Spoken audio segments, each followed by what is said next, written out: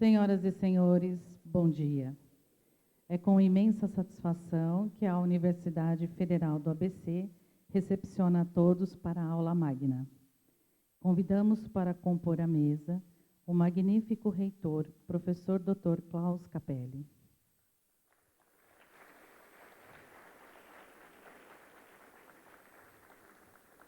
O nosso convidado, o professor Dr. Glauco Arbix.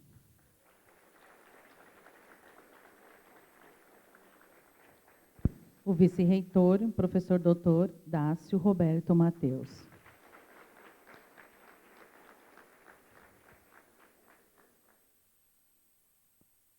Hoje, estamos reunidos aqui para celebrar, nesta cerimônia, o início das aulas dos ingressantes de 2017.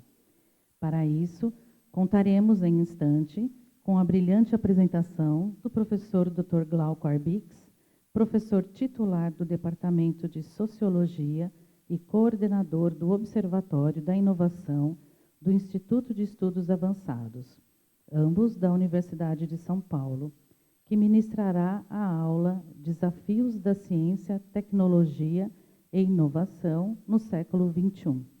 De antemão, agradecemos o pronto aceite ao nosso convite. Convidamos a todos para que, solenemente, entoemos o hino nacional brasileiro.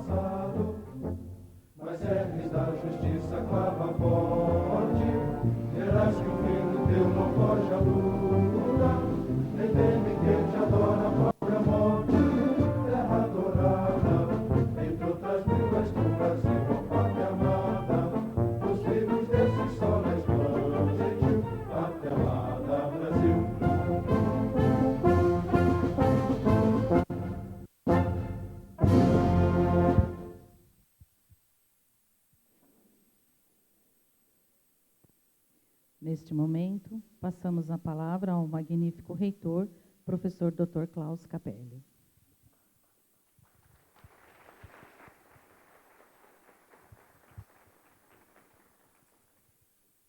Bom dia a todos e a todas. Bom dia, professor Glauco, professor Dácio.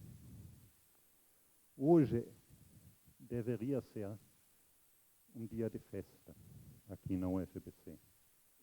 Nós recebemos nessa semana quase 2.000 novos alunos. 2.000 alunos que vão, a partir dessa semana, fazer parte da nossa comunidade acadêmica. 2.000 pessoas que apostam seu futuro na UFBC. Eu prometo que vamos trabalhar duro para que seja uma aposta vencedora. A semana de inserção universitária é sempre uma semana de festa na UFBC, uma semana muito bonita, é uma semana cheia de alegrias e de orgulho por receber tantas pessoas querendo fazer parte da comunidade da UFBC. Toda semana de inserção universitária, nós temos como um dos pontos altos uma aula magna. Há várias aulas magnas no decorrer do ano na UFBC, porque vários cursos organizam suas aulas magnas, mas há uma única aula magna da universidade inteira, que é a aula magna convidada pela reitoria, inserida, realizada como parte da semana de iniciação universitária. Então, a aula magna também é um ponto alto dessa semana, é uma aula muito especial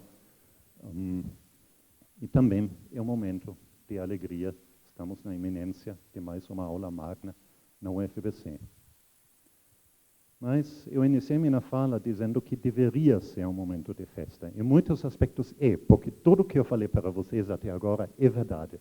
Então, é um momento de alegria, de orgulho e de festa. Mas nós não podemos, mesmo em um momento tão bom, devemos fechar os olhos diante dos problemas locais e nacionais.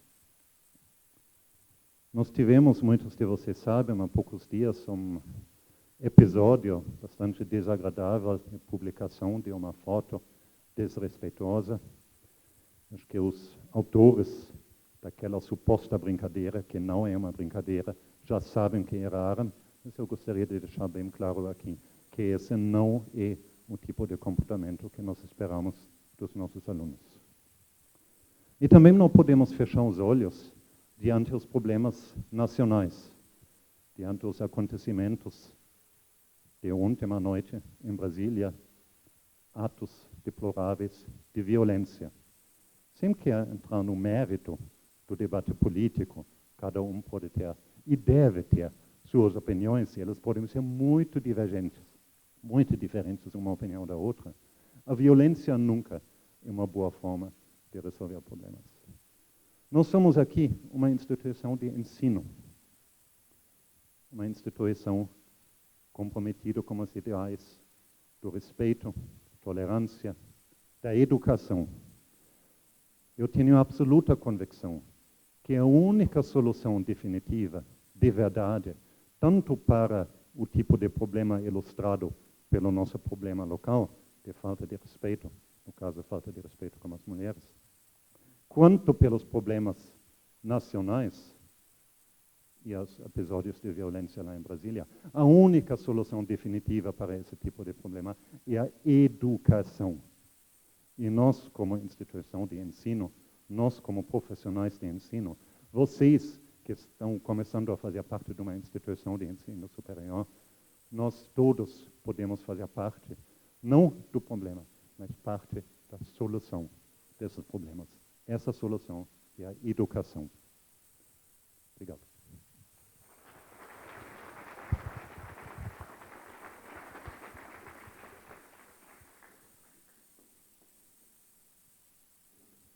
Agradecemos a fala do reitor e convidamos para proferir sua fala o vice-reitor da UFABC, professor Dr. Dácio Roberto Mateus.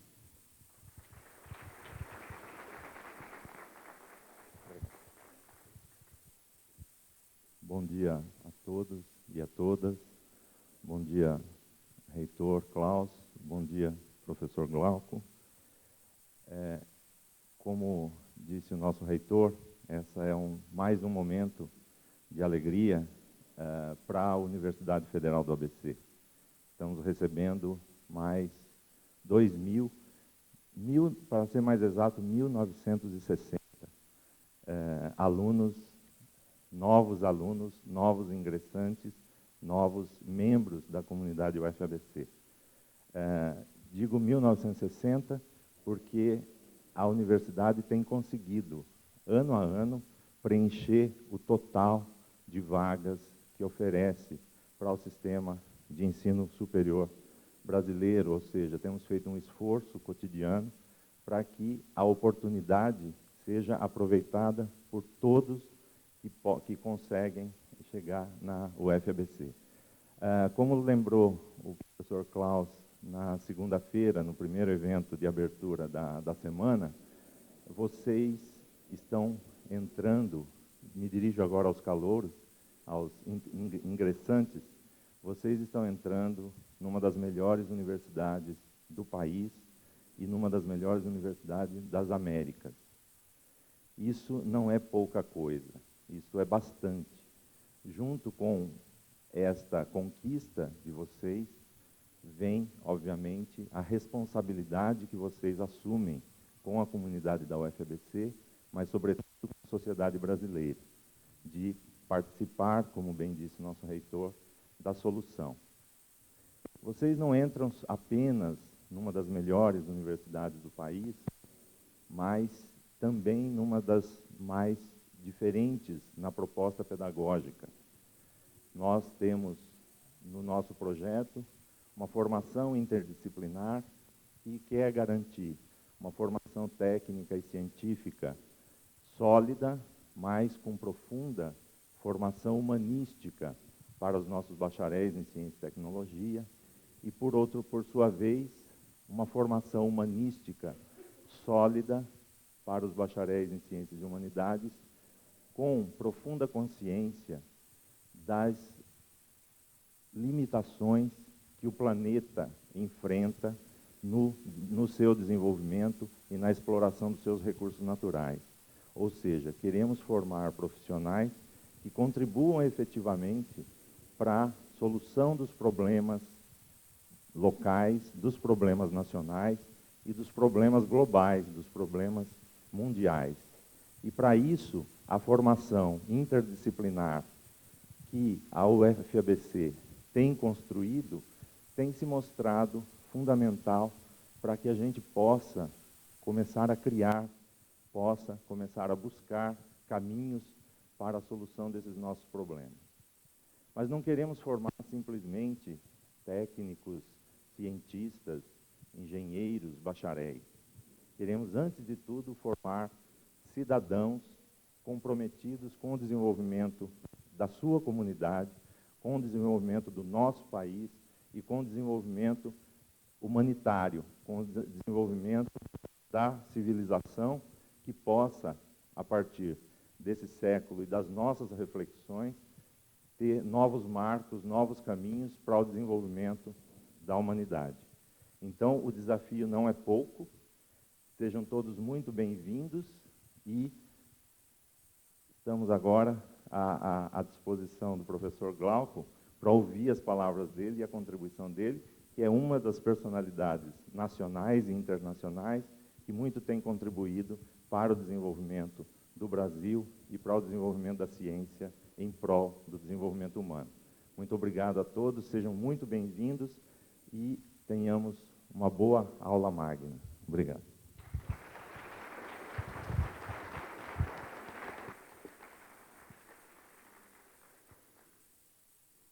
Agradecemos a fala do vice-reitor. Pedimos gentilmente que, junto ao reitor Klaus Capelli, retomem seus lugares na plateia para prestigiar a aula magna.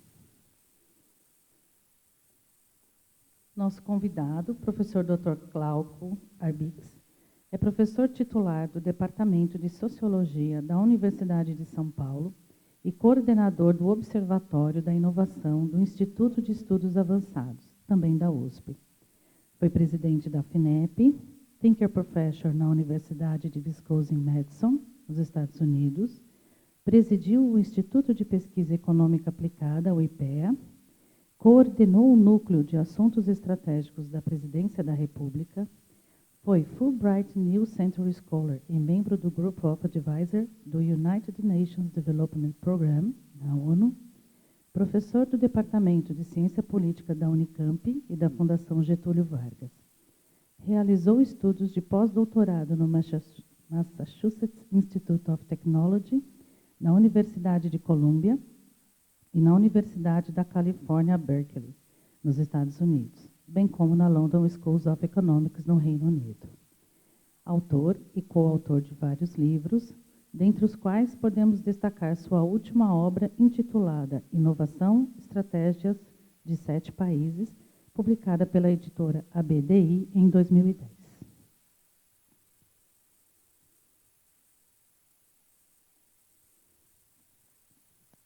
O professor Dr. Glauco Truzzi proferirá a aula magna, cujo tema, recordamos, será Desafios da Ciência, Tecnologia e Inovação no século XXI.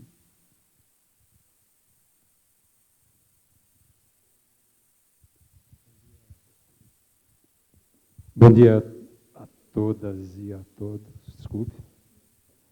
É um prazer estar aqui com vocês nessa universidade. Queria agradecer, em primeiro lugar, ao gentil convite do nosso reitor, caro amigo professor Klaus Capelli, do nosso vice-reitor, Dácio Mateus. Queria dizer bem claramente, é um prazer enorme. Eu tenho frequentado muito, é a primeira vez que eu venho ao campus de São Bernardo do Campo, mas apesar de ter ido várias vezes a Santo André, não é nenhuma escolha pelas cidades, não tenho nenhuma preferência por elas, certo? Tenho por todas. Queria saudar todos vocês estão entrando numa universidade muito jovem, mas extremamente dinâmica, que está dando saltos no que se refere à qualidade do que produz, muito significativos, e a universidade está conseguindo mostrar excelência na produção de conhecimento novo e duradouro. É isso que importa para a gente, não o conhecimento fugaz, aquele que surge e não tem validade no dia seguinte. Essa é a missão maior de toda e qualquer universidade, ajudar a formar a gente que seja capaz de refletir, avançar e pensar o futuro de uma maneira bastante especial. Queria cumprimentar meus colegas professores e professoras, todos os pró-reitores que eu tive a honra de conhecer hoje, assessores, funcionários, alunos e alunas de outros departamentos, de outras áreas aqui da Federal do ABC, senhoras e senhores. Eu tenho uma honra muito grande, como eu disse, de falar para vocês sobre esse tema, mas eu, assim como o nosso reitor e o vice-reitor, eu tive dificuldades de simplesmente começar a falar sobre ciência e tecnologia, deixando um pouco de lado a situação que vive o país, esses tempos de turbulência que sacodem o Brasil e que deixam a gente não muito à vontade. Eu vou começar com uma pequena história, um pouco adaptada de um jovem escritor americano, norte-americano, chamado David Foster Wallace. Ele contava uma espécie de uma brincadeirinha de dois peixinhos nadando, que se encontraram com um peixe mais velho, com uma cara assim mais sisuda. E quando eles se cruzaram, o peixe mais velho falou: "Bom dia, jovens. Como é que está a água?" E um dos peixinhos olhou para a cara do outro e falou assim: "Água? Que diabo é água?" Essa é a historinha dele, é um conto, é o início de um conto que ele escreve, ganhou uma série de prêmios e, evidentemente, se vocês acham que eu sou o peixão velho que veio aqui dar lição para vocês e explicar o que é água, vou sentir desapontar vocês, vocês erraram.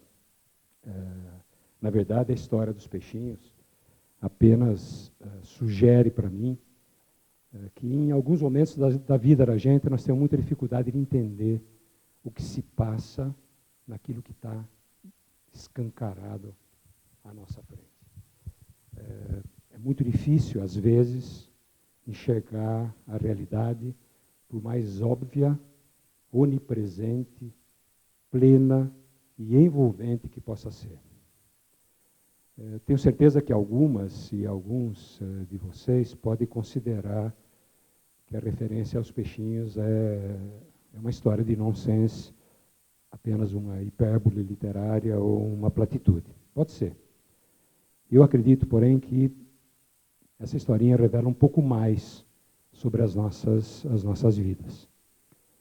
O nosso mundo está imerso nessa água, esse é o problema. Que está nos envolvendo por completo. É como um pouco a realidade política atual.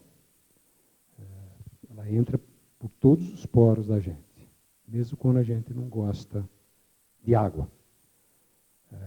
A realidade política atual, ela nos surpreende, ela nos decepciona, ela nos deixa indignados. E essas qualidades, elas se articulam de modo a forçar o nosso olhar para baixo, a dobrar a nossa coluna. Então, se eu puder falar alguma coisinha para vocês, não se curvem. Olhem para o futuro. Pensem no conhecimento de longa duração. A gente não pode se deixar abater pelo mal-estar que toma conta do país. Tempos bicudos para o Brasil, que parece colocar o nosso mundo em suspensão. Teve um poeta latino que ele falava de te fabula narratur. Né? A fábula fala de ti, a fábula fala de você. Por mais amedrontadora que seja, essa é a fábula que está se desenvolvendo hoje no país. Ela fala de todos nós. Não adianta a gente ignorar a fábula. Não adianta a gente sentar à distância ou se perder num monitor de um computador, ou num joguinho, ou no cinema. A gente hoje a gente dorme e acorda com uma sensação de que o mundo vive dias de desequilíbrio. Não é só no Brasil, é bom lembrar. A gente vê algo parecido nos Estados Unidos, na França, na Suíça, na Áustria, em dezenas de outros países. Há correntes políticas em ação que parecem se esforçar para dar representatividade ao que não é representativo, legitimidade ao que não é legítimo e uma aura de paz ao que é violento. Tenho certeza que a exceção e a violência que restringem a base plural da nossa sociedade, a duras penas estabelecido, não podem ser confundidos com normalidade ou com Estado de Direito. O atual enredo da política brasileira parece querer testar a solidez das nossas instituições. A gente sabe que elas hoje estão muito fragilizadas, exatamente porque elas são identificadas por jovens gerações e por uma parte significativa da população como disfuncionais e ineficazes para a defesa dos seus interesses.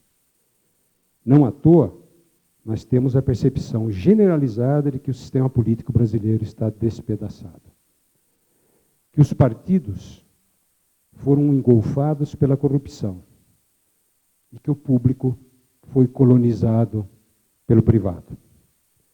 No entanto, eu acredito que a recusa dessa quebra generalizada de confiança e o desconforto institucional que vivemos não rima com depressão, medo, repressão ou com acenos de uma volta ao passado. A crise atual somente terá desenlace duradouro quando a população puder efetivamente se manifestar conforme as regras da democracia. Temo que uma regressão sem precedentes tenta tomar seu curso com a degradação rápida da condição de vida dos brasileiros, com aumento da pobreza, rebaixamento da educação, ciência e tecnologia e o impacto brutal sobre os fundamentos da nossa democracia. Historicamente, a universidade foi espaço de resistência e de reinvenção da sociedade. Tenho certeza que não será diferente desta vez. Por favor, não pense que eu estou dando uma aula de moral para vocês, ou pedindo que pensem como eu. Minha sugestão é mais simples e menos pretensiosa. Cultivem a reflexão, a capacidade de discernimento e, principalmente, não deleguem a ninguém a construção do seu futuro. A metáfora da água, que marcou o início da minha fala, comporta várias interpretações, para além da política. E pretendo retomá-la para dizer, no âmbito dessa nossa conversa, que ciência, tecnologia e inovação são hoje mais do que simples ferramentas. Dissolveram-se nas águas que tendem a envolver todo o planeta. Ciência, tecnologia e inovação podem demorar mais ou menos tempo para chegarem com ímpeto na África, no Oriente Médio, na América Latina e no nosso país.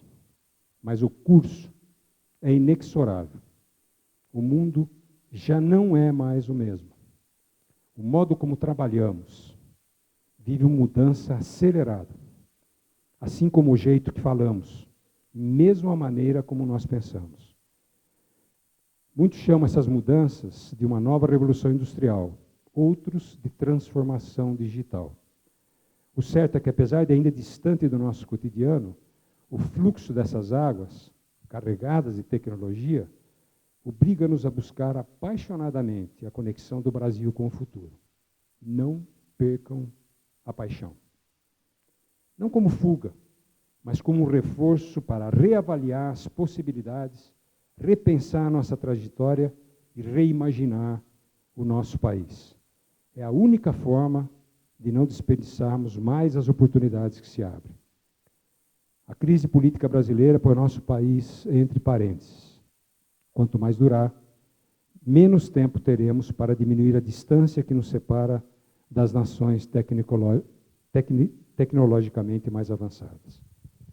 Estou seguro, porém, que não aumentaremos o grau da nossa civilização sem um forte apego à democracia e à busca de uma sociedade menos desigual e mais justa. Eu vou passar para o tema diretamente, me senti levado a falar alguma coisa para vocês. Por favor. A base disso, a base da minha conversa, daquilo que eu estou tentando oferecer, do pouco que eu posso oferecer para vocês, é exatamente que há novos fundamentos na sociedade que tiveram origem na ciência, na tecnologia, nos processos de inovação, que tendem a mudar o perfil da economia, das cidades, os nossos hábitos e as dinâmicas das sociedades. Não há outra forma da gente pensar o futuro se a gente não trouxer para dentro da nossa reflexão a discussão sobre ciência, tecnologia e inovação, uma vez que elas são essenciais para a gente pensar numa economia de baixo carbono e uma sociedade sustentável. Nem sempre é fácil prever qual é a tendência dessas tecnologias. Trouxe para vocês, por favor. Não, tudo bem. Vieram, não, antes. Yes. Trouxe para vocês todas essas frasezinhas, mas elas são impressionantes para mostrar como é que a gente tem dificuldade de captar a velocidade e exatamente o rumo do desenvolvimento científico e tecnológico, por mais que a gente conheça ciência, tecnologia e inovação. Veja, em 1903, o presidente do Banco de Michigan negou investimento e empréstimo para a Ford, dizendo que a Ford não tinha futuro. Porque ele dizia que o automóvel estava nascendo, né, já tinha nascido no final do século um pouquinho anterior, que o automóvel era um modismo. Em 1936, o New York Times estampou no editorial que a ideia de que nenhum foguete será capaz de ultrapassar a atmosfera terrestre. Era uma impossibilidade física. Em 1959, diretores da IBM disseram diante da proposta dos inventores do Xerox que o potencial mundial do mercado de máquinas copiadoras seria no máximo de 5.000 unidades. A visão sobre o futuro mercado das máquinas Xerox ou das copiadoras. Em 2003, o Steve Jobs, que você sabe foi fundador e depois o grande dirigente da Apple, que hoje é a maior empresa em valor de mercado do mundo, ele mesmo dizia que o modelo de assinatura para música é inviável. Um pouquinho antes do próprio iTunes inovar enormemente com exatamente um modelo parecido com a venda de assinatura de música. Está ligado ao Spotify, depois a própria Apple trabalha dessa mesma maneira. Não, tudo bem. Ou então o Steve Ballmer, que é o dirigente máximo da Microsoft, que dizia que não há a menor chance do iPhone conquistar a parcela significativa de mercado. Veja, são todas pessoas ilustres, respeitáveis, com grande conhecimento da área do mercado. Não quer dizer, isso não diminui a visão deles. Isso apenas reforça a ideia que ninguém consegue prever o curso do desenvolvimento da ciência e tecnologia. As variáveis são muitas, se cruzam. É só vocês depois usarem o Google, mais tarde, ou se quiserem agora, não tem importância, para procurar, nas vésperas do lançamento da internet, não do lançamento público, quem que conseguia imaginar que o mundo estaria costurado, interligado por uma rede com características da internet, que nasce originalmente como um projeto de defesa, da indústria de defesa, um projeto militar. Ninguém conseguiu prever, nem os grandes futurólogos tiveram a menor condição de prever uma integração nas dimensões que a gente vê hoje, que tem impacto sobre a economia, sobre a vida de cada um de nós, sobre a maneira como a gente se relaciona com a nossa família, com amigos, com os inimigos, com quem vocês quiserem. Isso aqui, só para mostrar para vocês, isso aqui é a história da humanidade. Olha. Isso aqui é um trabalho de 2 professores do MIT, onde ele exatamente procura mostrar com indicadores de desenvolvimento humano, que está ali na vertical, e aqui é o tempo. Né? Então, vocês têm uma ideia, aqui mais ou menos, é a máquina a vapor. Se vocês olharem a evolução do desenvolvimento humano, é muito pequena, até a máquina a vapor, ou seja, até a Revolução Industrial. E a partir dali, o crescimento do índice de desenvolvimento humano é exponencial.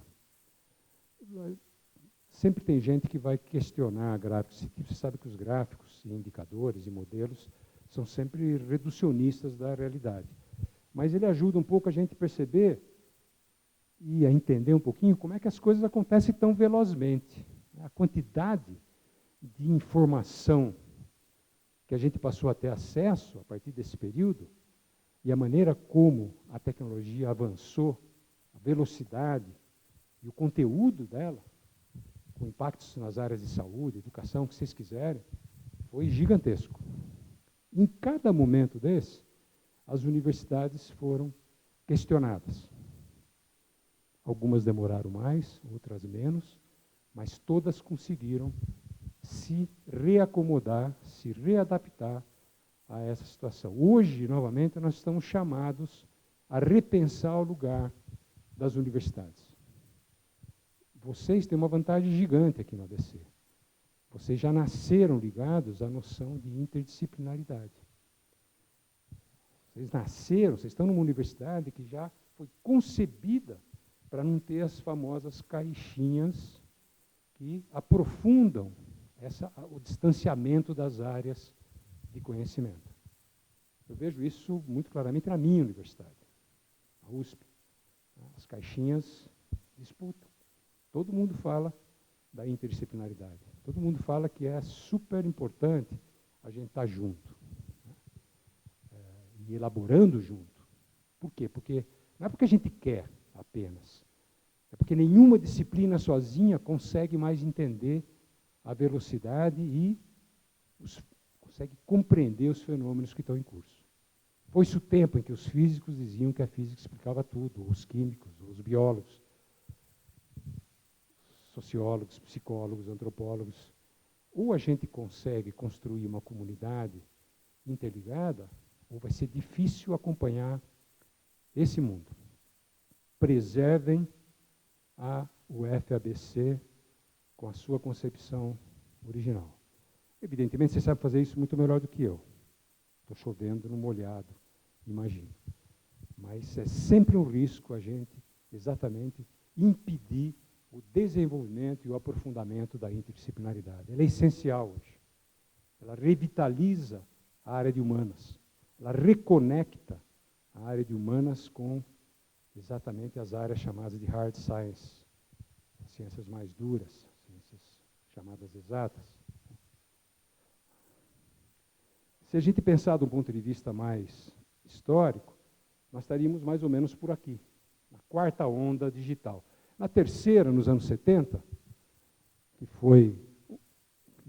representou um avanço enorme na área de eletrônicos e de tecnologias de informação, que está um pouco na explosão da informática, da computação que nós conhecemos hoje, o Brasil perdeu o passo.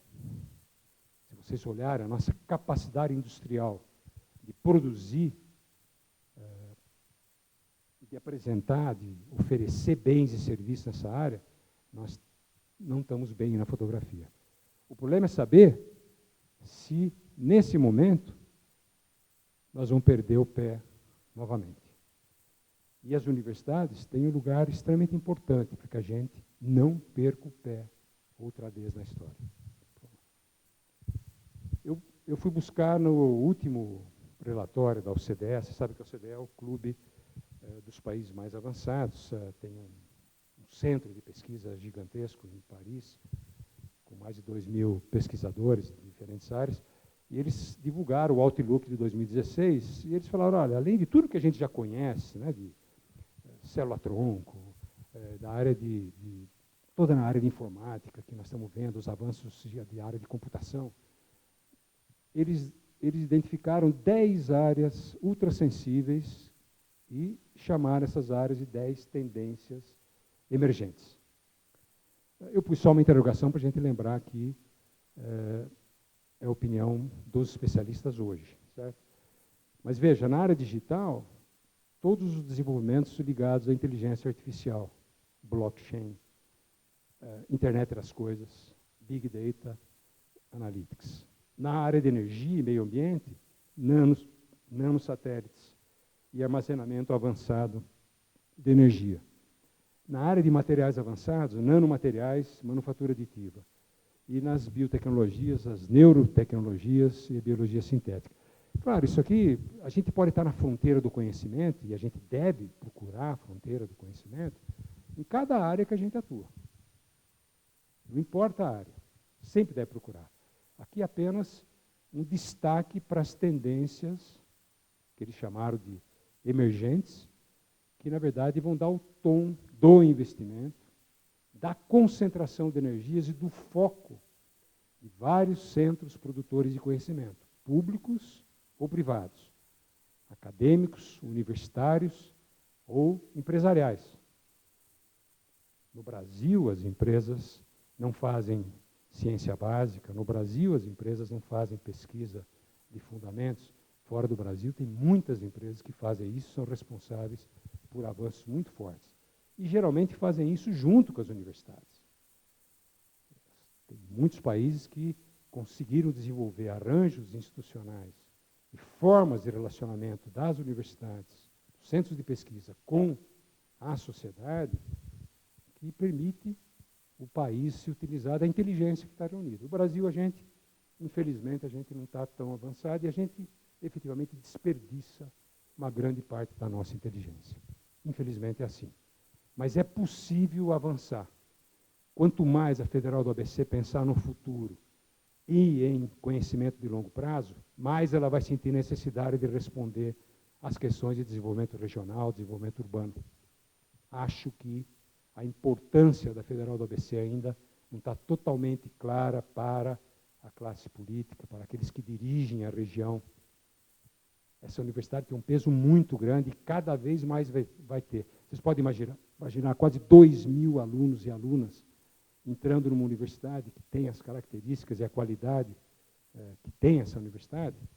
Isso pode representar um avanço gigantesco para o local, para o global, para a economia, para a ciência, fundamentalmente para a sociedade de todos os brasileiros. Se a gente pensar nos pilares de uma nova economia, eu selecionei 4, que eu acredito eles dão a base para a gente pensar daquilo que eu e vários outros pesquisadores chamam de nova economia. É digitalização e uso intensivo da internet, integração de materiais avançados e tecnologias da informação, automação e sensores de alto desempenho e sustentabilidade. São pilares que se articulam, um exige o outro, mas são pilares que, ao se articularem, conseguem potencializar a indústria, os serviços, questiona todas as formas e modelos empresariais, todos eles estão em xeque. Vocês podem imaginar uma empresa como a IBM, que nasceu fazendo computadores, hoje não chega a 20%, nem isso, menos do que isso, o faturamento dela com computadores. Ela se transformou numa empresa de serviço, ela produz conhecimento, ela se articula para oferecer aquilo que é chamado de intangível. A General Electric, que é uma potência da indústria, o símbolo do século XX, ela está cada vez mais procurando, e já definiu a sua estratégia de se transformar numa empresa de serviços em 20 anos. Hoje ninguém vive sem a GE, a gente pensa que vive. As máquinas de ressonância magnética, de tomografia que frequentam os nossos hospitais, as turbinas dos aviões da Embraer, as locomotivas, tudo que a gente pensa em indústria está com eles, mas eles definiram que eles vão para outra área. A busca é o do conhecimento, entendeu? Eles estão indo para uma área que é a nossa área. Essa é a área por excelência e é a missão e o objetivo da nossa instituição. Por isso que ela tem que ser preservada na sua capacidade e na sua qualidade de oferecer esse conhecimento que é duradouro. Mais do que foco em sistemas produtivos apenas, essa nova economia integra cadeias inteiras de valor. Ela integra a parte de protótipos, de testes, de eficiência energética, marketing, produção, design. No centro disso, a gente vai ter aqueles itens lá: robótica, inteligência artificial, internet das coisas, realidade aumentada, computação em nuvem. São itens que estão conseguindo desenvolver processos de integração impensáveis há 10 anos atrás. Impensáveis. Isso vai ter impacto nas empresas. Se vocês olharem as 500 empresas, as maiores empresas do mundo, pelo índice da Forbes, que é uma revista americana, vocês vão ver que 60% delas não existiu há 20 anos, gente. A característica das empresas muda. Tem empresas hoje que trabalham com táxi que não tem um automóvel, ou empresas que trabalham com aluguel de quartos que não tem um hotel. Entende? Essa é uma realidade completamente nova para a gente. Nova e que a gente tem dificuldade de trabalhar com ela.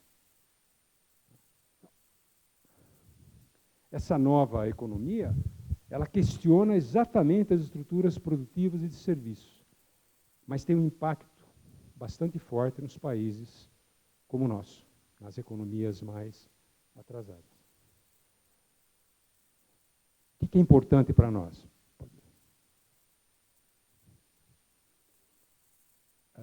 Esse aqui é um economista ganhador do Prêmio Nobel. Ele dizia: produtividade não é tudo, mas a longo prazo é quase tudo.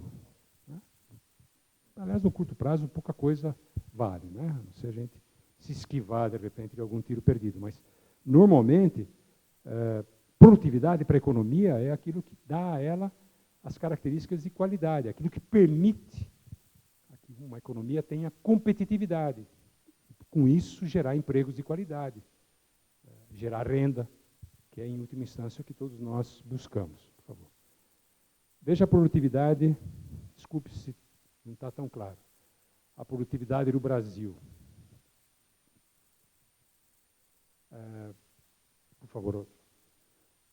Isso aqui foi um estudo feito pelo IPEA, Instituto de Pesquisa Econômica Aplicada, utilizando todos os modelos, ou praticamente todos, as metodologias de avaliação de produtividade. Tem várias metodologias. Em todas elas, se vocês olharem, o pico lá está aquele verdinho lá em cima, com exceção da metodologia que captou o vermelho, que é a produtividade total dos fatores a preços constantes até 1980, nós podemos perceber que, desde 1970, lembre-se, em 1970, muitos de vocês, a maioria, não tinha sequer nascido. Vários governos passaram, posições políticas e ideológicas completamente distintas. E a nossa produtividade está estagnada desde o início dos anos 80. Ela cresce em alguns setores, como na agricultura, mas não ao ponto de alterar a marcha geral da economia, já que a agricultura tem um peso pequeno, no caso brasileiro, sobre a formação do produto interno bruto do PIB. Então, você tem setor, o setor bancário, de vez em quando, ele avança, mas, no geral, a economia está estagnada. No caso da indústria, que tem um impacto brutal aqui para a nossa região, a região do ABC, no caso da indústria, a produtividade é declinante. Vocês podem imaginar que o rebatimento dessa realidade sobre emprego e renda também é muito forte. Uma região que ela encolhe.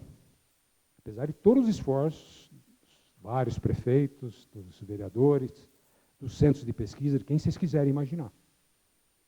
Há anos, eu acompanhei durante muito tempo a evolução dessas políticas. É difícil você migrar para outras vocações. Percebe? O ABC foi criado em 20, 30, 40, 50 anos. Com todos os problemas que a gente conhece e com todas as virtudes que tem. Você não vai, num estalar de dedos, transformar e reorientar. Mas se a gente não começar a redesenhar esse futuro, nada vai acontecer, ou vai acontecer da mesma maneira que aconteceu na criação do ABC. Cidades não planejadas, com bolsões, ou com uma grande parte ligadas à pobreza, à ausência de atendimento básico, condições de vida.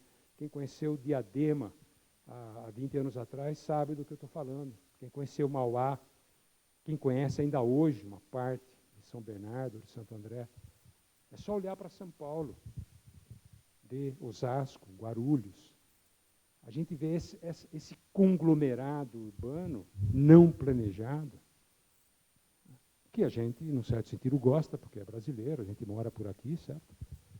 Mas que nem sempre nos dá prazer olhar, andar, passear, certo? Tá bom. Esse aqui é o gráfico mais complicado para o Brasil. Isso aqui, é só para vocês entenderem, é o seguinte, é a distância do Brasil para os países mais produtivos e para os países menos produtivos. Se vocês olharem, Brasil em relação aos países menos produtivos, o Brasil está se aproximando dos países, está se distanciando dos países mais produtivos. E ele está se aproximando, os países menos produtivos estão se aproximando do Brasil. É como se dissesse o seguinte, nós estamos nos distanciando dos países mais avançados e nós estamos nos aproximando dos países menos avançados. Pode ser por mérito deles, ou por demérito nosso, ou por uma combinação dos dois, tanto faz. O que importa é que no concerto das nações, na maneira como os países se articulam, participam do mercado e do comércio internacional, nós estamos perdendo força. Seja para os países avançados, seja para os países em desenvolvimento.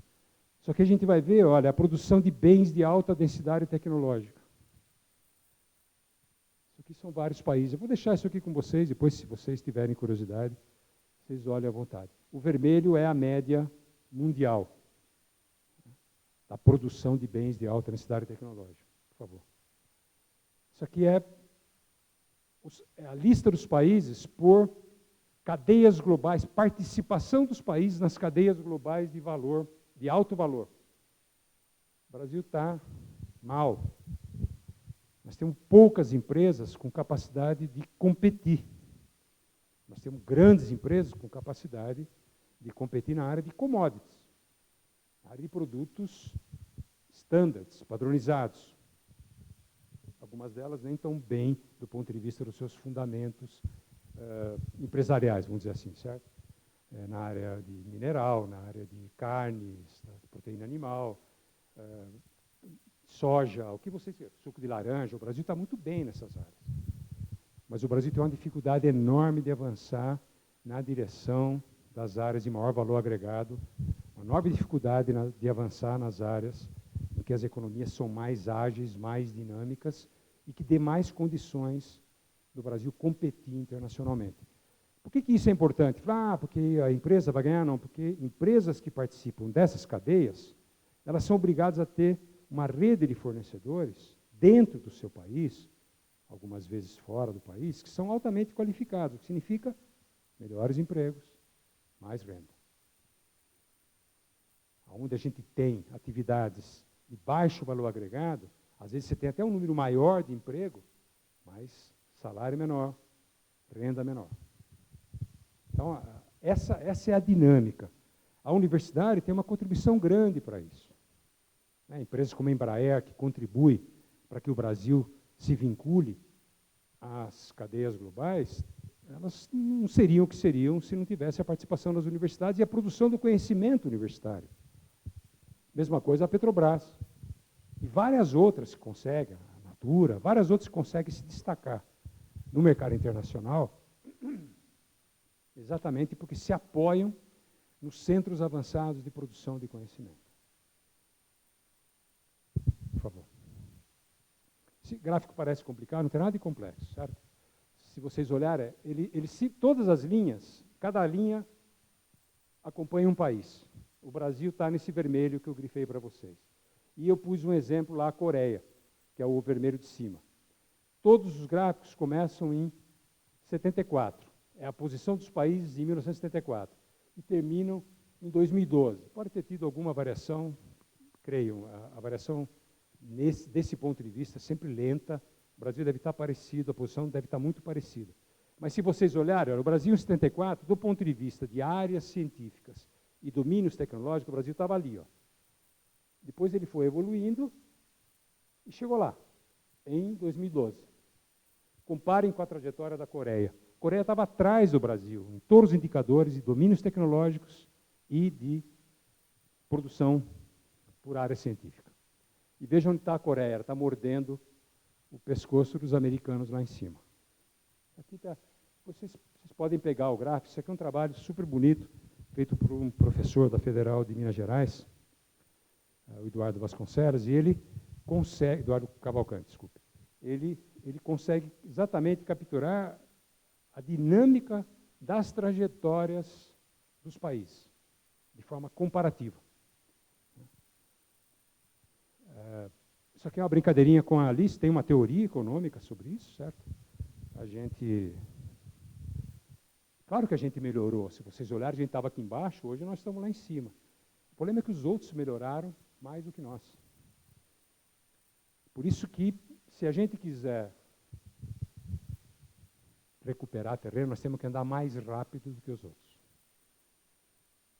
Essa é a questão-chave. Por isso que é urgente a gente aprofundar a produção de conhecimento em todo lugar que seja possível em nosso país. E as universidades, mais uma vez, ocupam um lugar especial. Além da produtividade, o Brasil enfrenta envelhecimento rápido da população. Significa que todos os nossos sistemas de proteção, de previdência, seguridade, todos vão estar questionados. Não importa os números que são apresentados para a gente. Eles foram feitos por uma determinada faixa. Quando a gente vive mais, significa que na pirâmide, como a pirâmide não é tão pontuda, significa que os de baixo não estão conseguindo sustentar os de cima, os mais idosos.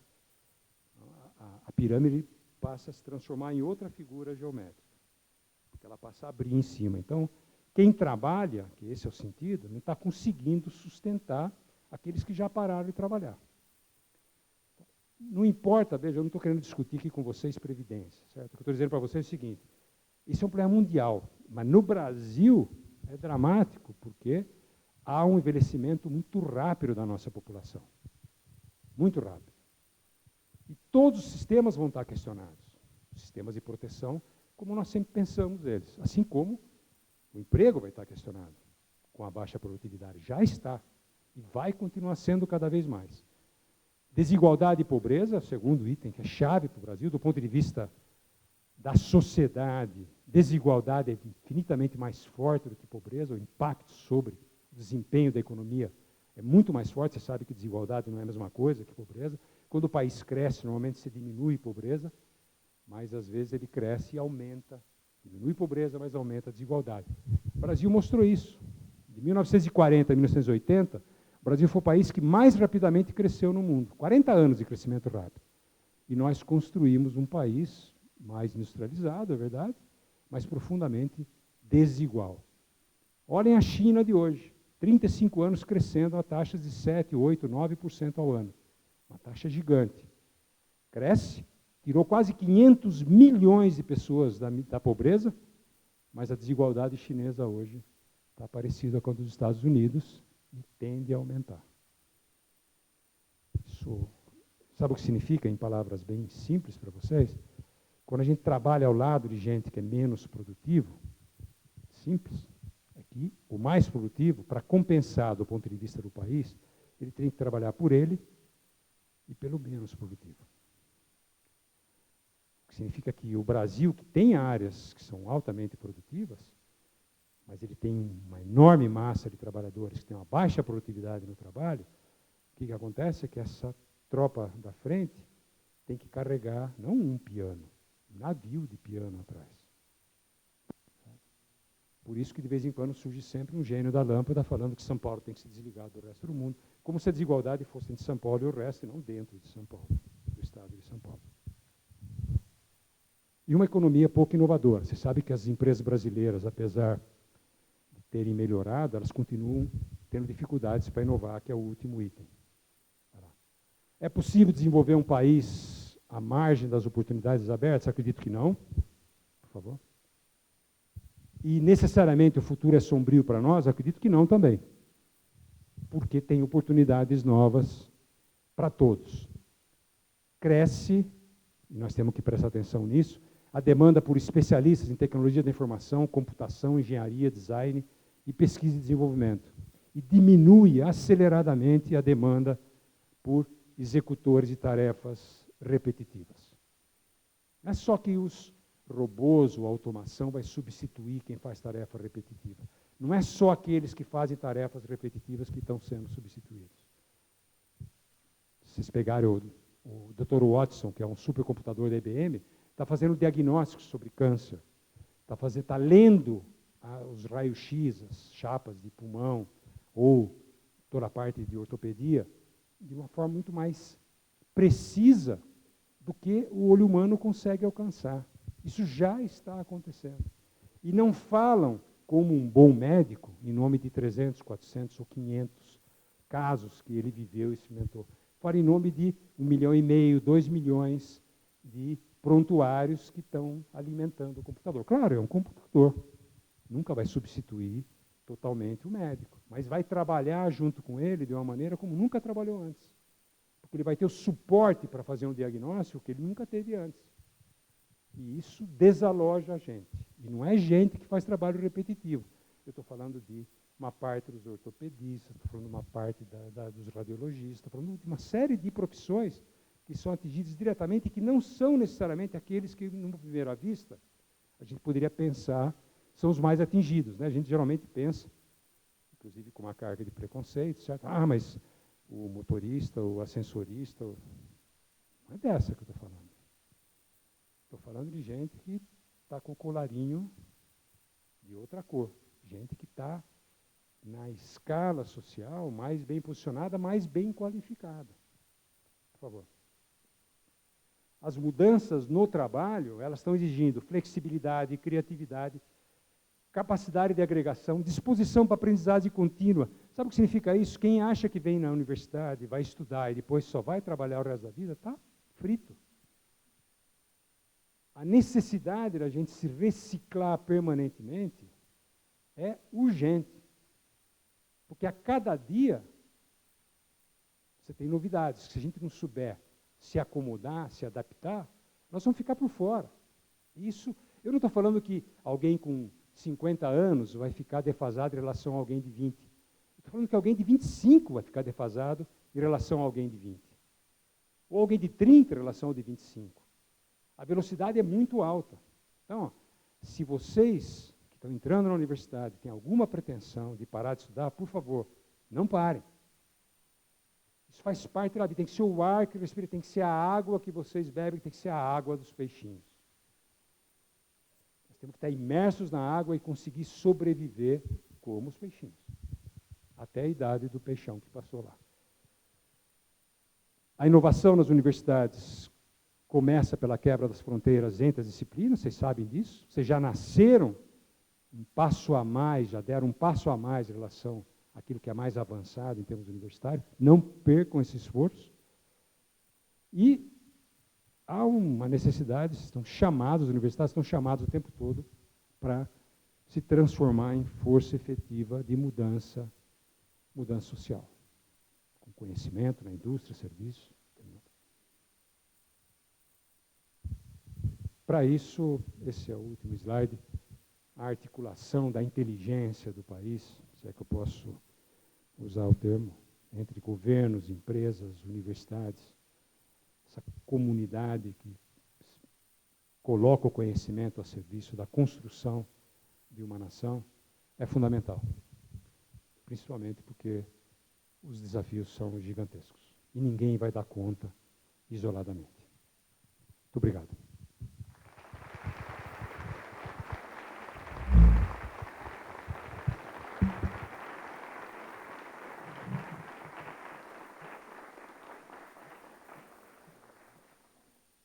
Agradecemos ao professor Glauco Arbix pela brilhante apresentação. Pedimos que permaneça por mais alguns minutos no palco para responder algumas perguntas da plateia.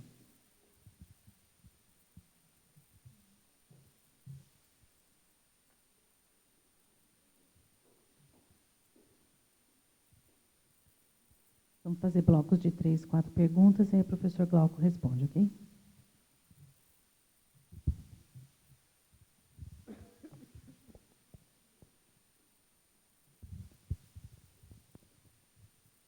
Olá. Bom dia, sou o Vitor Marchetti, professor aqui do curso de Políticas Públicas. Pergunta rápida e simples. A gente sempre teve um diagnóstico, pelo menos acho que nos anos 80, esse diagnóstico era bastante consolidado, de que um dos problemas do Brasil é que a gente não tinha desenvolvido uma burguesia nacional. Nos anos 60, anos 70, a gente tinha um diagnóstico na literatura de que, por não termos passado por revoluções liberais, não tínhamos uma burguesia nacional, e isso seria uma das, vamos dizer, dos desafios e barreiras para o nosso desenvolvimento da indústria nacional e do investimento em inovação. Eu queria só te ouvir sobre esse diagnóstico e, de alguma maneira, a atualização desse diagnóstico da capacidade produtiva também do ponto de vista empresarial, do setor privado, enfim.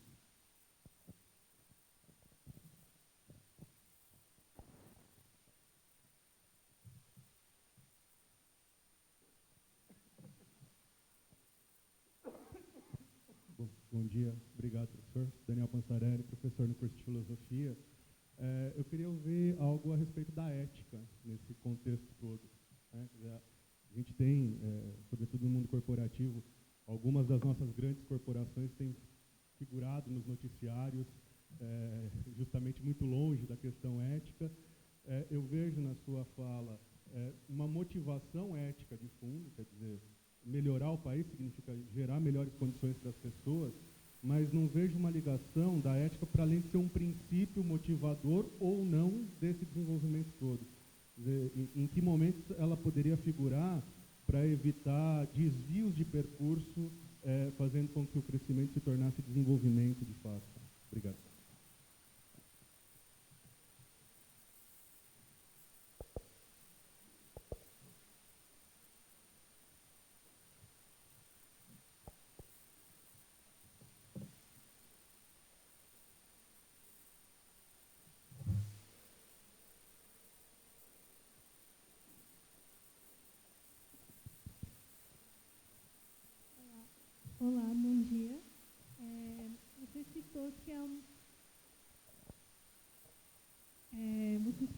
desigualdade que há em meio ao país, entre as regiões, em meio ao país estar dividido distintamente em cada região, por exemplo, a região Nordeste é uma região mais pobre atualmente, e a Sudeste tem um alto investimento em tecnologia.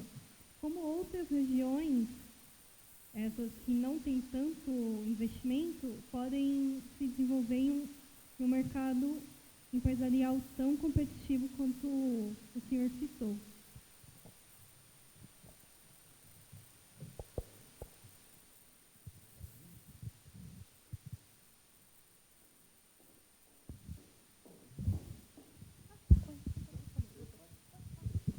Olha, vou rapidamente, eu queria agradecer as perguntas do Vitor e do Daniel. Eu não peguei seu nome, desculpe. Isabelle. Queria agradecer as perguntas, são perguntas bastante procedentes. Primeiro, eu não trabalho com a chave de burguesia nacional. Não sei se você trabalha, mas em todo caso eu não trabalho, certo? O que eu vi, eu fiquei 4 anos na FINEP, que é uma espécie de um banco de tecnologia. Todas as vezes em que o marco regulatório, legal, as políticas de incentivo eram mais precisas, todas as vezes que um aparato desse porte foi oferecido às empresas, elas entraram, responderam e fizeram coisas boas. Eu não trabalho com a questão de burguesia nacional porque eu não trabalho com a visão dos anos 60, 70, 50, 60, 70, que muitos mantêm até hoje, que é a discussão sobre classes sociais, ainda mais falar em burguesia nacional hoje é uma complicação gigantesca, imaginando que ela existisse como classe, certo? Principalmente dados os laços e as ligações todas que ela mantém há muito tempo com aquilo que seria a burguesia internacional, certo? Então, eu trabalho muito com as unidades empresariais, com os empresários. O empresariado brasileiro mostrou em vários momentos uma agressividade muito forte. Eu não estou falando dessas empresas que a gente está vendo, mas um número grande de empresas conseguiu vencer em mercados altamente competitivos. Tem várias empresas brasileiras que estão fora por enquanto, dessa situação de hoje, que entraram na Alemanha, que entraram na Inglaterra, que entraram na China, nos Estados Unidos. A Embraer é um exemplo claro disso. Quem poderia, sabe quantos países conseguem fazer avião no mundo? São pouquíssimos que conseguem, pouquíssimos. E a Embraer consegue. Alguém fala, mas ela não faz o motor. Tudo bem, a economia que faz tudo chama-se Estados Unidos. Mesmo ela compra coisas fora, certo? O último avião da Boeing tem quase 70% das peças que são elaboradas fora da própria Boeing. Então, essa ideia é muito antiga, a ideia da verticalização empresarial, ela não funciona mais, nem no mundo da automotiva, nem no mundo dos plásticos, que é um pouco forte, nem da petroquímica, que é um pouco forte aqui da região do ABC, e nem em outros universos empresariais. Então, o que eu digo para você é a economia brasileira não é amigável à inovação e ao desenvolvimento tecnológico. As regras, as leis, elas dificultam. Assim como a estrutura legal e regulatória das universidades não favorece a pesquisa na universidade. Certo? Você vai comprar... Tente imaginar, nesse mundo que eu estou falando, como é que a gente pode imaginar o Brasil se comportando? Ele vai tentar desenvolver o robô que a Cuca, que a Siemens já desenvolve, nós vamos demorar 40 anos. Ou a gente se associa, ou a gente traz uma engenharia para cá, físicos, químicos, matemáticos, para juntos aprender e encurtar distâncias, aumentar a velocidade, ou a gente não pode imaginar que nós somos um país isolado do mundo que vai desenvolver tudo aquilo que já está desenvolvido. Então, nós temos que desenvolver muito mais mecanismos de absorção. A universidade brasileira tem uma dificuldade gigante para atrair essas pessoas. Consegue atrair talentos. Consegue reter? Muita dificuldade. Consegue atrair um grande pesquisador de fora do Brasil? Consegue, se ele arrumar uma namorada ou um namorado aqui no Brasil. Fora disso, ele vai ficar 3 dias, 1 semana. Alguns mais abnegados vão ficar mais tempo. Mesmo se você tivesse sucesso em atrair essas pessoas para cá, para ajudar a gente a acelerar a produção de conhecimento, daí você fala assim, então eu preciso de um grampeador. Tá bom, vai fazer ele fazendo uma brincadeira, certo? Estou precisando de um equipamento. Vai fazer licitação, vai demorar 9 meses para você ter equipamento. Mas eu vou ficar 10 meses no Brasil. Mas 9 meses só para comprar o equipamento que você quer.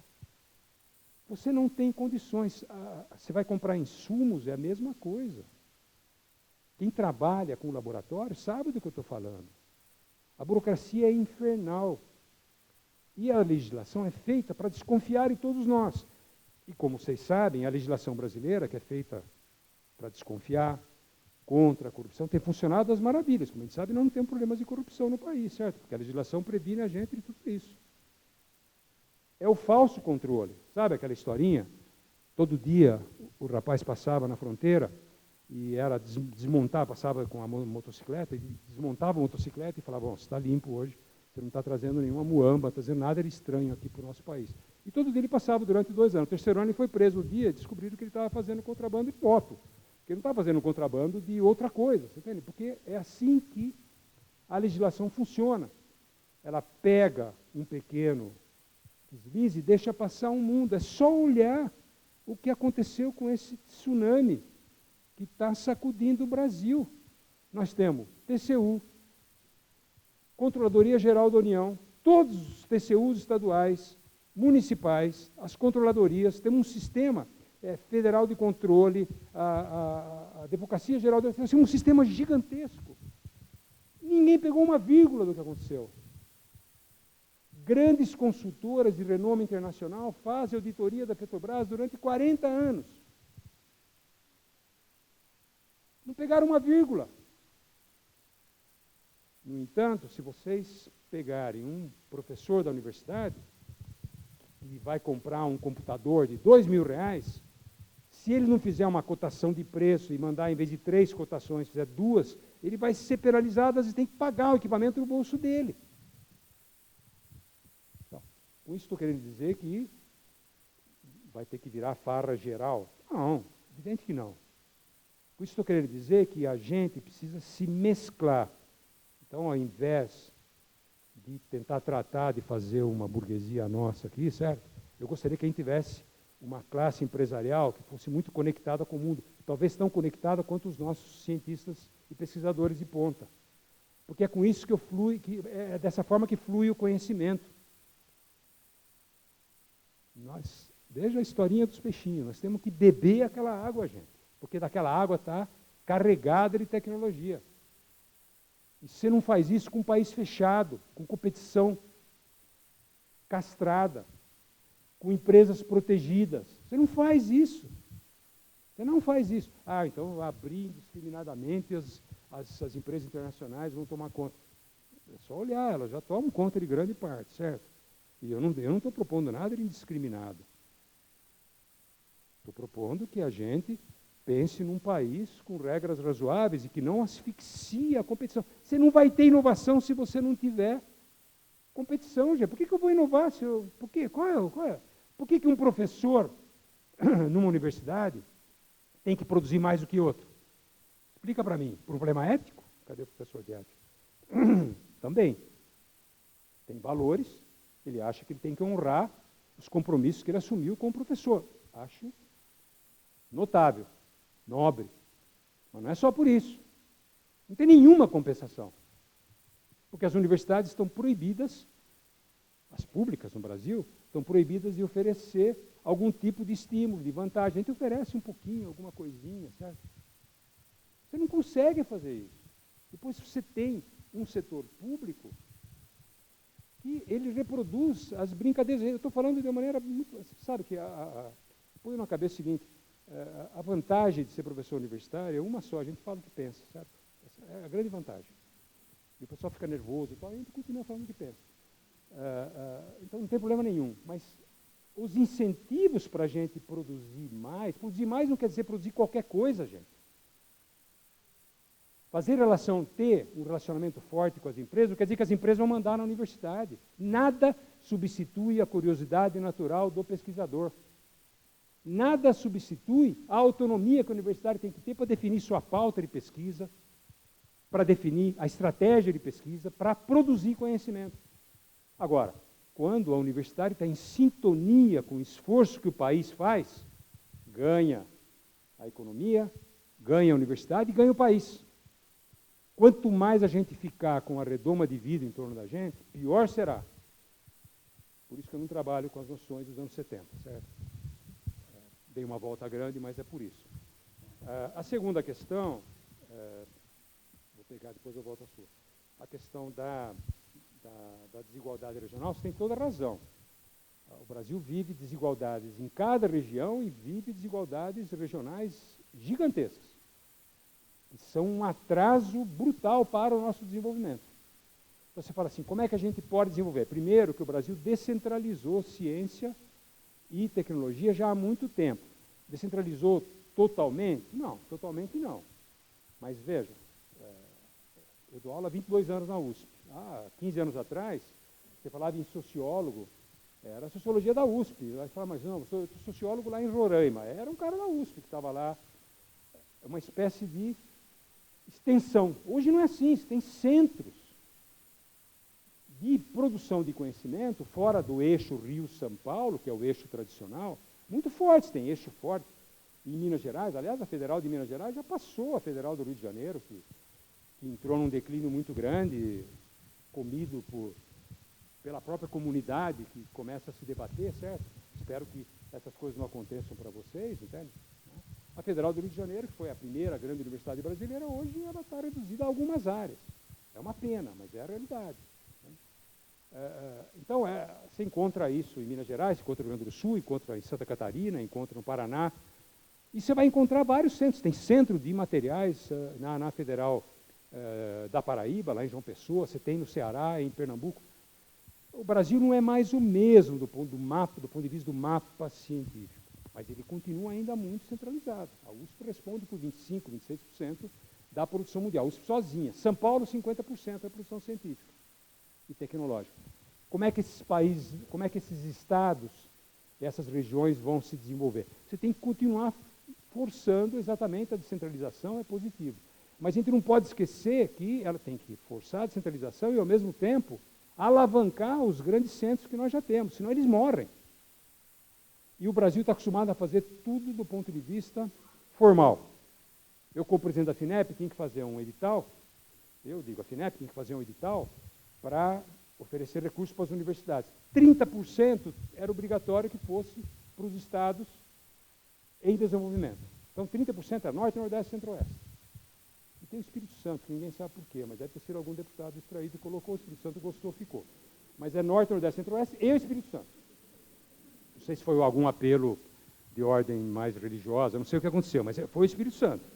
Tá? Então, você veja daí o que acontece. Você tem um orçamento que já é restrito. E você tem que colocar lá. Você sabe o que aconteceu quando nós fomos olhar para acompanhar a preocupação ética das pessoas? Nós fomos olhar nas universidades. Eu não vou falar para vocês porque a gente fica nervoso. Um número de quase 40% dos equipamentos que eram pagos pela FINEP, que não saíam das caixas. Fala assim, bom, mas por que não tiraram das caixas? Não tiveram tempo? Estavam no cinema? Não, porque não tem gente adequada para montar. Quando tem gente adequada para montar, não tem gente adequada para fazer funcionar. E quando tem gente adequada para fazer funcionar, não tem gente adequada para consertar. E quando tem tudo isso, não tem dinheiro. Então, você fala assim, bom, mas não seria melhor a gente forçar a que houvesse um trabalho em rede, em que a gente conseguisse colocar as grandes universidades juntamente com... Há esforços nesse sentido. O projeto Genoma, que colocou o Brasil no clube dos países, que consegue decodificar, na época era um bichinho chamado Xilela fastidiosa, que atazanava a vida das laranjas, certo? O Brasil entrou no clube de quem mexe com biologia molecular nesse nível, decodifica o genoma. Ele foi montado a partir de grandes universidades, mas com uma rede que incluiu mais de 100 instituições. Não custou nada, gente. Os valores colocados para a pesquisa foi irrisório. O que me deixava sempre muito preocupado, porque se a gente tivesse colocado valores semelhantes para a gente fazer vacina de dengue, zika, na época não era nem zika, certo? A gente com certeza não estaria na condição vexaminosa que a gente se encontra hoje. Porque pesquisa, como de resto, toda atividade humana, quando você concentra energia, inteligência e recursos materiais, equipamento ou recursos de pesquisa, ela oferece resultados. No mundo inteiro é assim, pode demorar um ano a mais, um ano a menos, ela oferece resultados. Sempre assim. Concentra, dá. A ciência brasileira é altamente pulverizada. E a academia brasileira é a primeira que estrila quando a gente quer fazer projetos maiores, mais relevantes, com temas mais competitivos internacionalmente. É a primeira que estrila. Ah, mas olha, quer fazer um projeto de R$1 bilhão, mas eu preciso de 15 mil para fazer a minha revista aqui, entende? Para comprar o meu computador. A gente chamava isso de kit pesquisa. O pesquisador vai lá, pede um dinheiro, daí ele compra 3 computadores, contrata 2 doutorandos, 3 mestrandos, 5 de iniciação científica, e no fim do ano ele publica uma série de artigos. Super importante, tem que ser mantido. O sistema tem que ser irrigado, é chave. Mas isso não pode ser contraposto à ideia de você ter um país com pretensões e ambição científica e tecnológica na altura do Brasil. Nós perdemos a capacidade de ter essa ambição tecnológica. Então nós temos grandes pesquisadores que foram formados em universidades de excelência fora do Brasil, participamos até mesmo de grandes redes que desenvolvem conhecimento, mas tem uma dificuldade enorme de ser liderança acadêmica, científica, de definir. Vocês se lembram de alguma grande pesquisa com peso mundial em que o pesquisador brasileiro é aquele que define a estratégia de pesquisa? É aquele que é a liderança acadêmica? Você vai encontrar 3 ou 4. Você vai encontrar na matemática, aliás, não faz rede, o colega que acabou de ganhar o prêmio Fields. Você vai encontrar na USP o Paulo Artacho, que mexe na área de mudanças climáticas, na área da Amazônia. Você vai encontrar a gente sempre encontra, a comunidade acadêmica é muito preparada no Brasil. Em geral, muito preparada. Mas não há outra forma de você vencer desigualdade se você não fizer a integração. Essa é a chave. E, por último, a discussão sobre a questão da ética. Veja, não era bem o tema do meu trabalho. Então, eu acho que sem esses posicionamentos, sem essa valoração, a gente não consegue avançar. O que eu só acredito é que nós temos que ter transparência, coisa que falta em muitas áreas, prestação de contas. A universidade, não conheço aqui vocês, a universidade brasileira, a minha universidade, para não vir na casa dos outros e falar dos outros, certo? A minha universidade tem uma dificuldade gigantesca de prestar contas. Gigantesca. Como? Vem o cara aqui, vai ver o que eu estou fazendo? Claro. Você é pago, com dinheiro público, tem que prestar conta, tem que dizer o que você faz com o dinheiro aqui dentro. Ah, mas não fiz muito. Você não fez muito, vai aparecer que você não fez muito. Inclusive não tem formas não só de estimular, como também não tem formas de penalizar. Então, fica todo mundo em casa. Certo? Ah, você trabalhou muito? Trabalhei muito. Você ganhou? Ganhei a mesma coisa. Você trabalhou? Trabalhei muito pouco. Você ganhou? Ganhei a mesma coisa. Você percebe? É uma situação estática. Não funciona. Nós não estamos olhando para o que está acontecendo no mundo. Olhem as melhores universidades, que são centros produtores de conhecimento. Olhem para todas elas. Para as americanas, para as inglesas, alemãs, francesas, onde vocês quiserem. O sistema competitivo de ganhar fundos, de receber fundos, está baseado no mérito. A nossa estrutura não é baseada no mérito. E todo mundo acha que pode fazer tudo. Porque todo mundo acha que pode saber. Então, alguém escreve no Facebook e ele virou jornalista. É mais ou menos assim. Ou então, eu acabei de entrar na faculdade, mas eu quero escolher quem é o diretor do meu laboratório. Você entende de biologia, de química? Não entendo. Mas eu tenho que votar porque eu sou cidadão. Entendeu? Isso aqui é um centro de produção de conhecimento, gente. Então, os princípios éticos são norteadores da gente, é chave. Mas se a gente politizar a universidade, desse mau sentido, a política faz parte da nossa vida. Estou dizendo que ninguém tem que fazer política. Faça quando vocês quiserem. Aliás, é bom que façam. Aprende, é uma escola. Além de tentar transformar o país. Mas as instâncias universitárias, elas têm que ser instâncias universitárias. Não tem outro jeito. Não tem outro jeito. Estou falando isso porque isso acontece em todo lugar. E vocês corroem a coesão científica de vocês. Vai ficar bonito, todo mundo vai ficar contente, eu dou palpite em tudo, mas vocês vão começar a olhar em 3 anos, 5 anos, 10 anos, a decadência dos indicadores de vocês e a desimportância cada vez maior que as universidades passam a assumir, porque não produzem mais conhecimento relevante. Produzem o conhecimento que as pessoas querem. Nem sempre aquilo que as pessoas querem é um conhecimento relevante. Acho que eu já falei demais, né? Eu não me aguento, tá? Mais alguma pergunta? Você está muito oferecida, viu, minha filha? O pessoal está com fome, pô.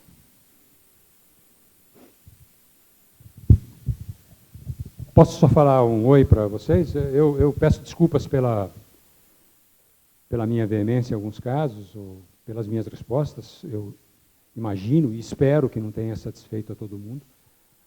Faz parte da vida acadêmica o dissenso, a divergência, a contradição. O contraditório é a vida da gente, é a água na qual a gente está mergulhado. Queria mais uma vez agradecer ao reitor Klaus, que fiquei sabendo hoje que vai...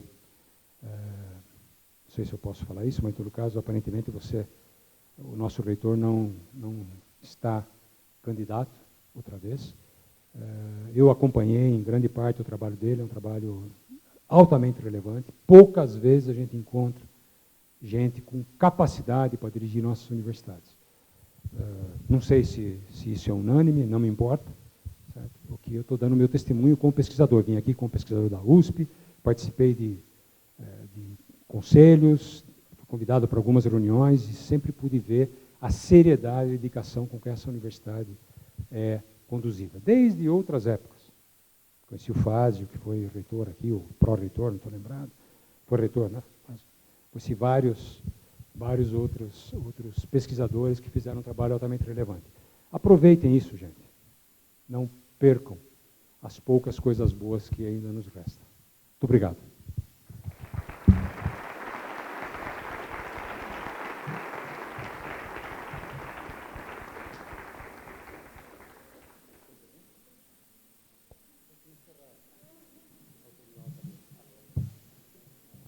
Só mais uns instantes, pessoal. Vou começar um recado da Sil para vocês, pode ser? Obrigada.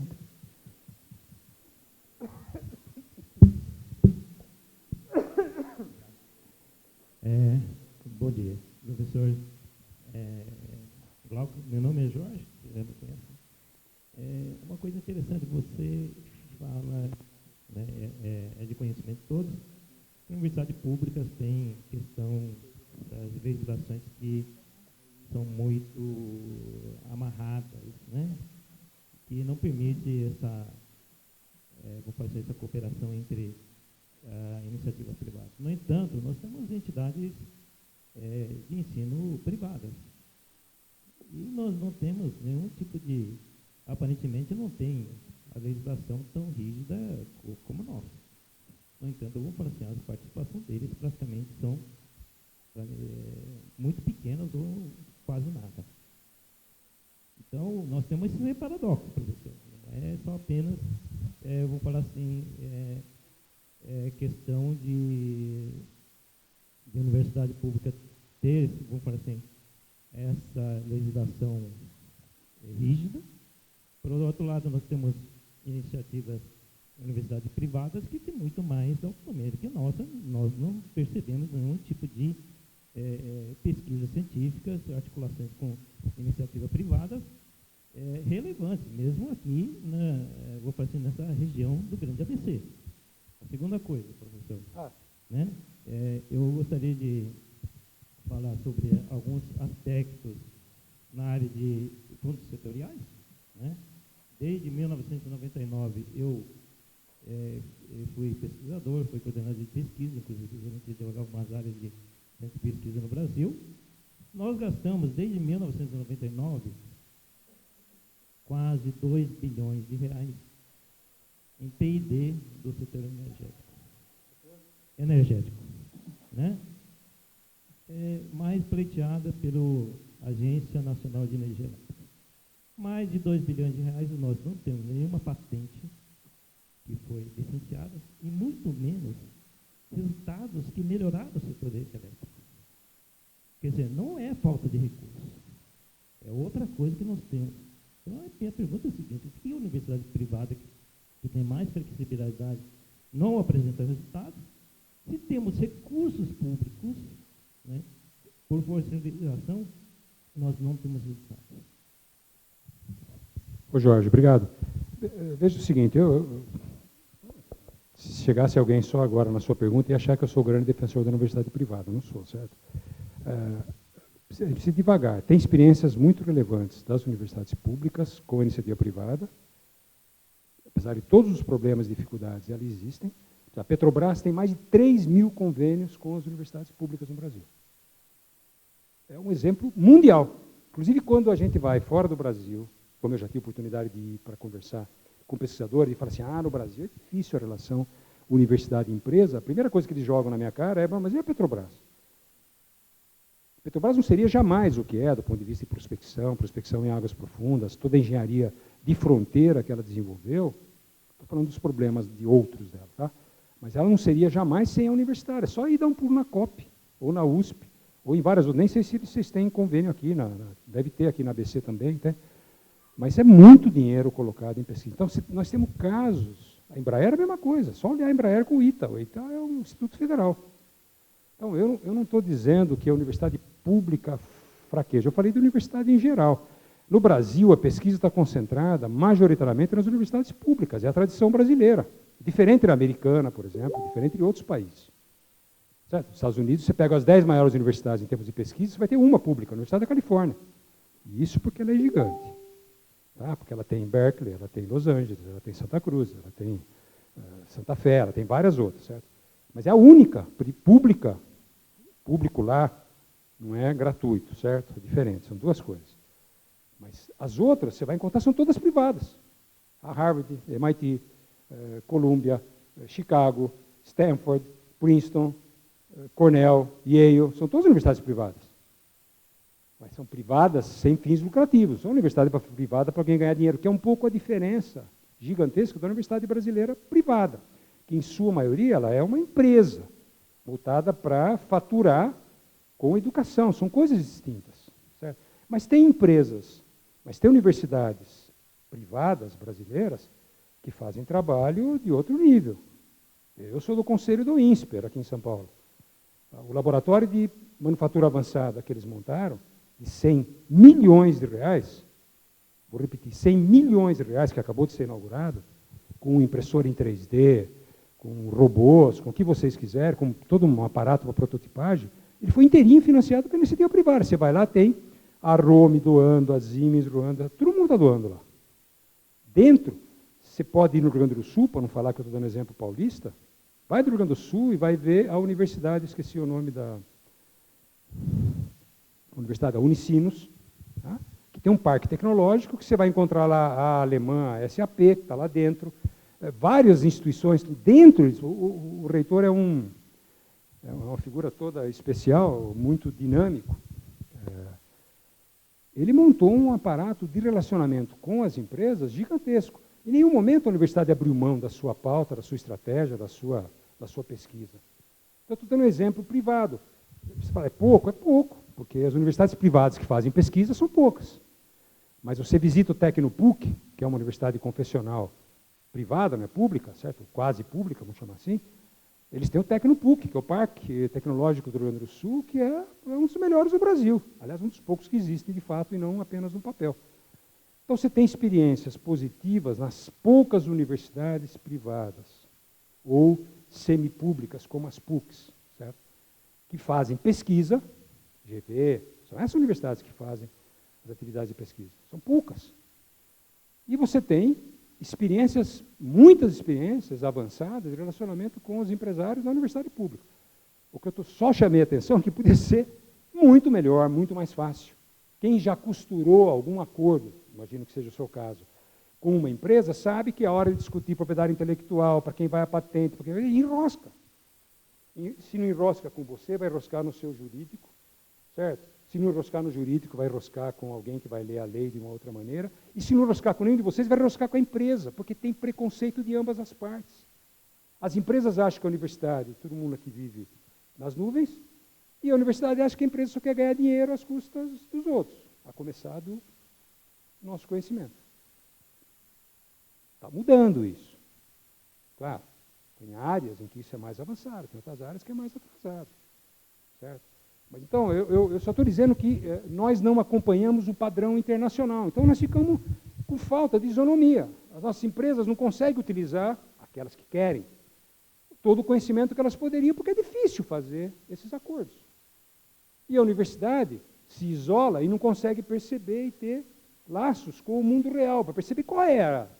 Entende? Uma coisa é você explicar o processo de oxidação do zíper. Outra coisa é, sei lá, é ver como é que dentro do laboratório dele, da empresa, que não é mais o laboratório da universidade, como é que esses fenômenos acontecem e como é que se ajuda a resolver. Então, a universidade só tem a aprender com essa relação, desde que ela não aliene a sua autonomia, certo? Desde que ela não coloque à disposição da empresa, porque a empresa define o que a universidade vai fazer. Isso não, se for isso, é um desastre. Perde a universidade a sua personalidade, perde e ganha a empresa, porque ela vai, como eu disse para vocês, ela vai colonizar o público a partir do privado. Bom, tudo bem. Aí, meu filho, como quando bateram a minha carteira. Bateram a carteira, vou fazer o quê? Bateram, né? Não quer dizer que eu sou a favor, só que estou dizendo que bateram a minha carteira. Então, aí é outro problema. Acho que uma universidade como a de vocês tem princípios, diretrizes, que ajudam vocês a manterem a personalidade de vocês quando negociam com as empresas, com o poder público. Aliás, isso acontece não só com as empresas, acontece com o poder público também. Eu fui da FINEP, eu fui da IPEA, eu sei o que significa o governo querendo que as universidades façam as coisas que agradem o governo, certo? Isso existe. Se vocês acham que não existe, acordem, existe. Não é a mesma coisa que as empresas. Então, essa é a questão chave.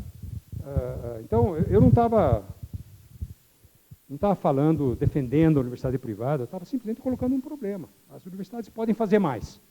O setor privado pode fazer mais, o Brasil pode fazer mais. Essa é a questão. Agradecemos, então, novamente a presença do nosso convidado e da plateia em geral, a dos alunos que iniciam as atividades acadêmicas aqui na UFABC. Só passando um recado da Comissão de Integração Universitária, eles vão utilizar uma parte do estacionamento aqui próximo à saída da universidade, do lado do bloco Beta. Tem uma meia dúzia de veículos lá que estão num lugar que vai ser desenvolvida uma atividade agora, inclusive com tinta. Então, por gentileza, era bom tirar o carro logo. Bom, declaramos encerrado esse ato. Desejo um bom dia a todos e uma salva de palmas para o nosso palestrante.